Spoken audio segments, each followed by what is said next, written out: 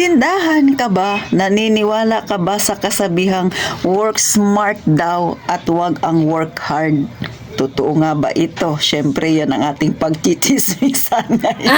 Kita nyo naman si Ate Tintin, ngiting panalo dahil mayroon na tayong benta mga kasari. Pero bago tayo mag-umpisa sa chismisang ito, huwag ka nang mahiya, mag-subscribe ka na sa Palawin Niyang Tindera at pakilike na rin ang aking video kung isa ka sa nakaka-relate dito at may natutunan ka. Siyempre, isabay mo na rin ang notification bell na yan mga kasari. At eto na, umpisahan na natin ang real talk at masaya nating chismisa. Magandang araw muli mga kasari-sari. O gaya nga nang narinig ninyo, sabi nga 'di ba, lagi ng mayayaman work smart, wag daw work hard. O, pero depende naman yan sa trabaho natin, no, mga kasari. Kung kayo, katulad ako, naranasan ko maging security guard, work hard talaga yun. Magtayo ka ba naman dyan ng isang araw? Talagang work hard yun, 'di ba? So maraming trabaho na kailangan ng work hard, mga kasari. Pero sa ating tindahan ay meron ding mga bagay na sabi nga natin work smart tayo, wag mag-work hard, mga kasari. So ano yung halimbawa na titintin dito? So ito ang ichichismis ko sa inyo mga kasari. So dati ako ay nag-iimbak ng uling, sako-sakong uling talaga, no, kasi pahirapan dito sa amin mag-order ng uling lalo na pag tag-ulan mga kasari, no. So nasa 18 sako ang ini-stock ko. So sa 18 sako sa ngayon mga kasari, ang uling ngayon dito sa amin ang puhunan ay 220. So sa 220 i-times mo yun ng 18 sacks, kulang-kulang 4,000 na yun mga kasari. Pero napansin ko napaka-slow moving siya. Dati medyo malakas siya pero habang tumatagal papahina na ng papahina. Kasi nga hindi lang yung may tindahan ngayon na nagbebenta. Kahit na wala siyang tindahan, nagbebenta na rin dito sa amin ang uling. So maraming kakompetensya, marami na nagbebenta, humina na ang tindahan ni Ate Tintin pagdating sa item na uling. So ngayon, alam niyo ba kung ilang sako na lang ang aking stock? 2. O akalain niyo, no, 'di ba? From 18 sako, 2 sako na lang ang stock ko ngayon. Bakit?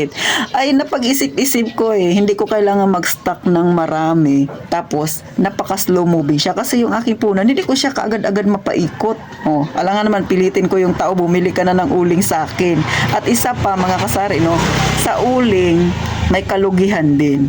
Minsan nakakatapat ako ng isang sako, halos 1/4 doon ay durog. So lugi ka na. Minsan napapalabas mo sa isang sako ay 20 pesos lang. Bawasan pa yun ng plastic mga kasari. So yung pagod mo hindi talaga mabayaran. Ripak-ripak ka dyan, paitim-itim pa ako ng kamay. So yan yung sinasabing work hard talaga mga kasari. Kasi nga pag nagripak ako ng isang sakong uling, halos isang oras ko yan riripakin. Ay bakit?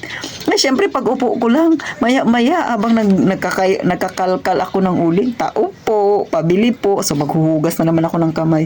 So napakahirap lalo na pag may bibili ng tinapay tapos sasabihin niya palamanan mo te, alangan naman magkaukaw ako diyan, di ba? Tapos ang itim-itim ng aking kamay, so syempre maghuhugas na naman ako.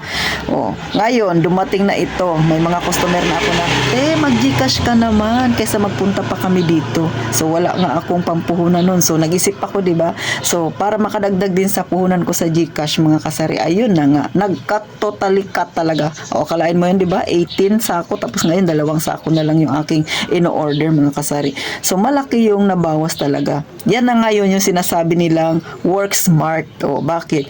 Yung Gcash pipindot-pindot lang ako. Walang kahasil-hasil, di ba? At mas malaki yung kita ko sa Gcash kasi yung 100 mga kasari ay 5 piso dito sa amin ang patong. Ang 20 pesos, ang 1,000 ay 20 pesos. Masyado bang mataas? Huwag ka nang magtaka, ganyan ang patungan dito sa amin.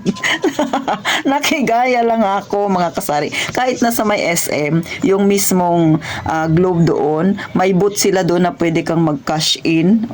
20 pesos talaga. Malayo kami dito, ha. Huwag ka na dyan magtaas-taas ng kilay kay Ate Tintin.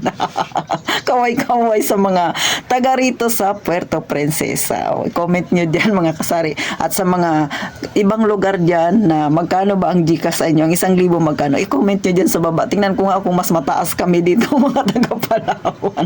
Paano? Dulo-dulo na kasi kami mga kasari. So ganun dito sa amin, no, 20 pesos ang 1,000. O, diba? Sa 1,000 kikita ako ng 20 pesos. Pero bihira yung ganun. Madalas, dahil nga marami dito sa amin yung maikismis ko lang, no? Chismosa talaga. Marami dito sa amin yung mahilig maglaro ng yung sa cellphone, o di ba yung sugal. So cash in 100, 200, 300. So maliliit lang siya, pero 5 piso yan kada pa-cash in nila. So akalain mo yung kikita sa titintin, di ba? Paupo-upo lang ako, pa-relax-relax lang ako, pahiga-higa ako dito sa likuran ko na ito kasi yan kwarto ko na yun. Oh, kesa naman mag-work hard ako mga kasari, matindi yung work hard ko sa uling. Sus Maria Josep.